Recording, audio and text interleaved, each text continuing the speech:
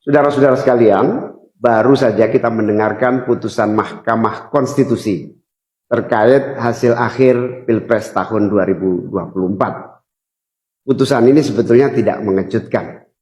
Putusan hari ini mengkonfirmasi bahwa kita semua termasuk MK tak kuasa menghentikan laju pelemahan demokrasi di negeri kita tercinta. Sebagai catatan, kami sangat bangga dengan 3 hakim MK yang menyatakan dissenting opinion. Mereka adalah orang-orang yang mulia, yang menjadi harapan bagi tegaknya konstitusi dan kembalinya marwah Mahkamah Konstitusi ke depan. Dan mereka akan menjadi catatan indah dan baik dalam sejarah kita berbangsa dan bernegara. Profesor Saldi Isra tadi mengingatkan tentang keadilan substansial, bukan sekedar keadilan prosedural. Ini adalah catatan amat penting yang sayangnya terabaikan dalam proses demokrasi kita akhir-akhir ini. Artinya kita memiliki tugas yang masih panjang. Sebab demokrasi kita sesungguhnya masih ringkih dan harus terus-menerus dijaga dan dirawat. Namun kami masih menerima dan kita semua menghormati keputusan Mahkamah Konstitusi ini sebagai keputusan yang final dan mengikat.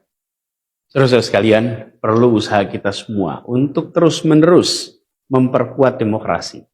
Perlu sensitivitas kita semua untuk terus-menerus menjaga agar amanat reformasi tidak tergerus walaupun proses penggerusannya berjalan pelan-pelan, sedikit-sedikit yang seringkali membuat kita terlena.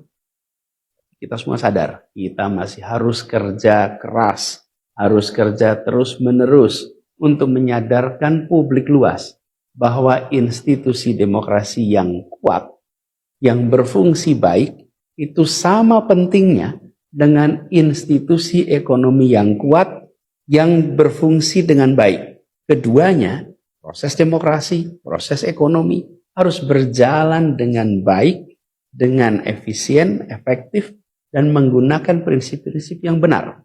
Oleh karena itu kita semua harus terus bekerja, harus terus merangkul dan memperkuat masyarakat. Agar dalam proses demokrasi masyarakat kita bisa kebal terhadap imbalan-imbalan iming-iming jangka pendek dan tahan terhadap ancaman-ancaman dan tidak ada lagi pihak-pihak yang melakukan itu pada masyarakat kita.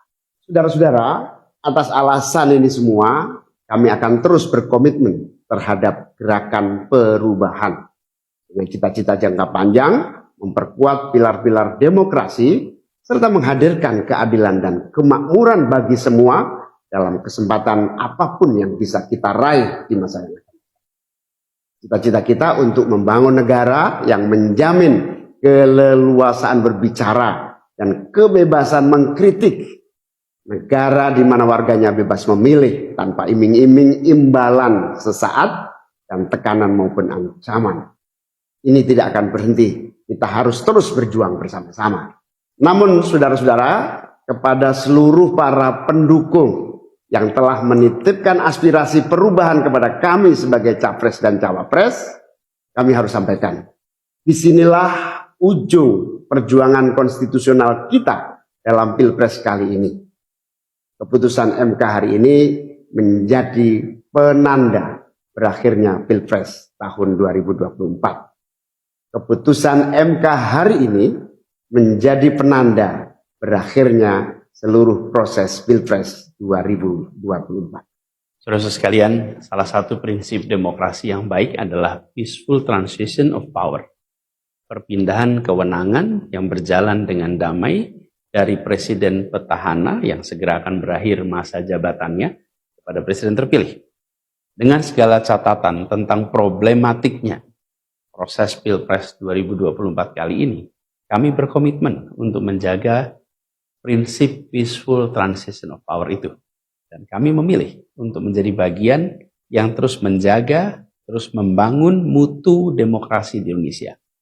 Oleh karena itu, pada hari ini kami menyatakan bahwa bagi kami, proses Pilpres 2024 telah terlewati seluruh fasenya.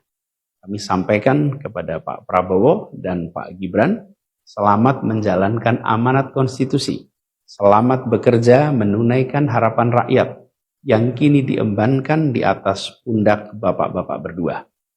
Saya sempat berkali-kali ditanya pendapat pribadi tentang Pak Prabowo, dan saya jawab beliau adalah seorang patriot. Hari ini saya terus mempercayai sebagai seorang patriot.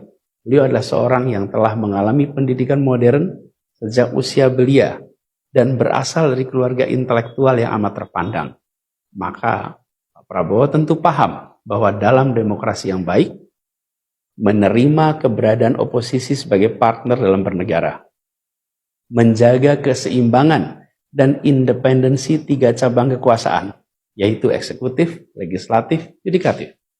Lalu, menjamin kebebasan media sebagai pilar keempat demokrasi, serta yang tidak kalah penting adalah menjaga kebebasan rakyat di dalam bersuara, di dalam mengungkapkan pendapat, di dalam berserikat berkumpul dalam sebuah proses demokrasi.